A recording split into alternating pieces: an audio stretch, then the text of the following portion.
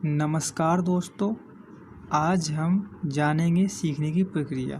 तो चलिए दोस्तों शुरू करते हैं। सीखने की प्रक्रिया।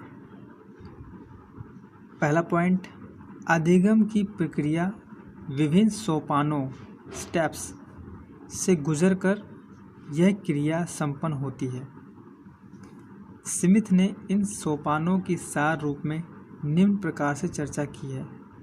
सीखने की प्रक्रिया में कोई अभिप्रेरक मोटिव या चालक ड्राइव, कोई आकर्षक लक्ष्य और इस लक्ष्य की प्राप्ति से संबंधित कोई बाधा या कठिनाई उपस्थित रहती है। इस पॉइंट का मतलब ये है कि जो अधिगम की जो प्रक्रिया होती है उसमें कई स्टेप्स होते हैं, यानी कि डायरेक्ट नहीं हम सीख जाते कोई चीज़, स्टेप बाय स्टेप सीखते हैं। ठीक है, जिसमें स्मिथ ने इस पे जो है गौर किया और उन्होंने सोपान दिए हमें। उन्होंने लिखा कि सीखने की प्रक्रिया में कोई अभिप्रेरक मोटिव या चालक ड्राइव, कोई आकर्षक लक्ष्य और इस लक्ष्य की प्राप्ति से संबंधित कोई बाधा या कठिनाई उपस्थित रहती है। यानी उनके अनुसार, स्मिथ के अनुसार उन्होंने कहा है कि सीखना यूं ही नहीं हो जाता, ये स्टेप्स के थ्रू, कई स्टेप्स होते हैं जिसके थ्रू हम इसको सीखते हैं किसी चीज़ को।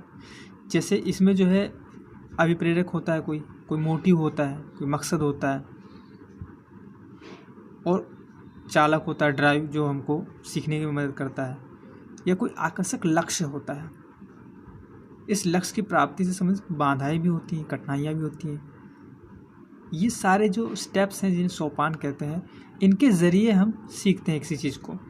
फॉर एग्ज़ाम्पल मान के चलिए, जब तक कोई हमारा लक्ष्य नहीं होगा और उस लक्ष्य को हम पाने के लिए हमारे अंदर कोई अभिप्रेरक यानी मोटिव नहीं रहेगा, और उस मोटिव को ड्राइव नहीं मिलेगा, चालक नहीं मिलेगा, यानी उस चीज़ को हम आगे बढ़ने के लिए हमारे अंदर कोई अभिप्रेरणा, कोई मोटिवेशन ही नहीं रहेगा। ठीक है, और उसमें कोई कठिनाई नहीं आएगी, तब तक हम कहाँ से सीखेंगे। यानी किसी चीज़ को सीखने के लिए कोई आकर्षक लक्ष्य होना चाहिए जिसे हमें प्राप्त करना है, और उसमें कठिनाइयाँ आएंगी और हमें अंदर से अभिप्रेरणा मिलेगी, मोटिवेशन मिलेगा, जिसकी वजह से हम सीखने के लिए कोशिश करेंगे। तो इन स्टेप्स, इन सोपानों के तहत जो है अधिगम को हम सीखते हैं। इसीलिए कहा गया है अधिगम की प्रक्रिया विभिन्न सोपानों से गुजरकर यह प्रक्रिया संपन्न होती है। पहला पॉइंट यही है।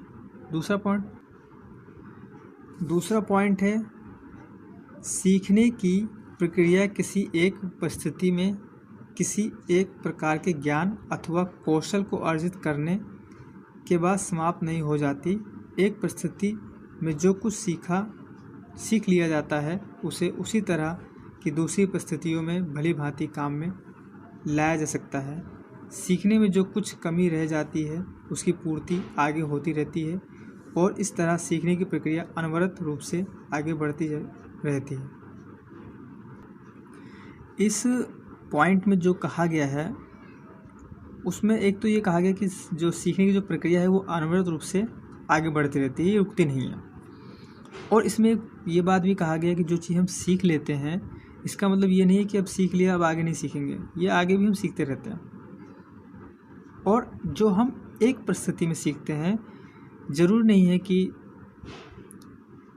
वो अगले परिस्थिति में हम उसका इस्तेमाल ना करें।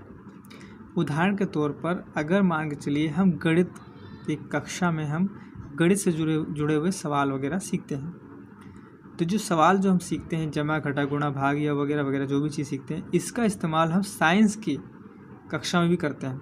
वहाँ भी कई ऐसे सवाल होते हैं जिनमें गणित का इस्तेमाल होता है। ड्राइंग हम सीखते हैं, चित्र वगैरह बनाते हैं, हम कई सारी चीज़ें बनाते हैं पेंसिल से, स्केल से वगैरह वगैरह, मगर वही चीज़ों का इस्तेमाल हम जो वहाँ सीख लेते हैं उसका हम इस्तेमाल गणित में भी करते हैं। ठीक है, साइकिल चलाना हम सीख लेते हैं प्रैक्टिस करके, ट्रेनिंग लेकर, उसका इस्तेमाल हम बाइक चलाने में करते हैं। तो इस पूरे पॉइंट का कहने का मतलब ये है कि सीखने की जो प्रक्रिया है वो निरंतर चलती रहती है, और अगर हमने एक जगह सीख लिया है कोई चीज़ तो उसका इस्तेमाल हम दूसरी जगह सीखने में कर सकते हैं। ये समाप्त नहीं होती, चलती रहती है।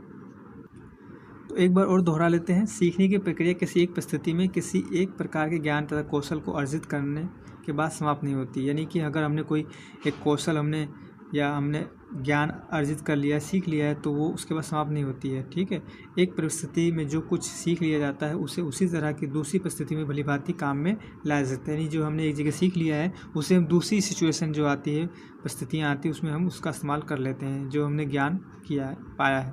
सीखने में जो कुछ कमी रह जाती है उसकी पूर्ति आगे होती रहती है। यानी कि अगर हमने मान के चलिए अधूरा हमने कुछ सीखा है, तो हम आगे उसको धीरे धीरे समय के साथ पूरी बातें सीख लेते हैं, और ये चलता रहता है। और इस तरह सीखने की प्रक्रिया अनवरत रूप से आगे बढ़ती रहती है। यानी हम सीखते रहते हैं, रुकती नहीं है, सीखते रहते हैं। इस तरीके से हम इस वीडियो में हमने सीखने की प्रक्रिया के बारे में कुछ चीज़ समझा, सीखा। अगर आपको मेरा ये वीडियो पसंद आया हो तो इसे ज़रूर लाइक करें, दोस्तों के साथ शेयर करें, और मेरे यूट्यूब चैनल को अभी सब्सक्राइब कर लें और बेल आइकन को भी दबा दें, ताकि जब भी मैं कोई वीडियो डालूँ तो उसकी नोटिफिकेशन आपको पहले मिल जाए। आपने मेरा ये वीडियो पूरा देखा, इसके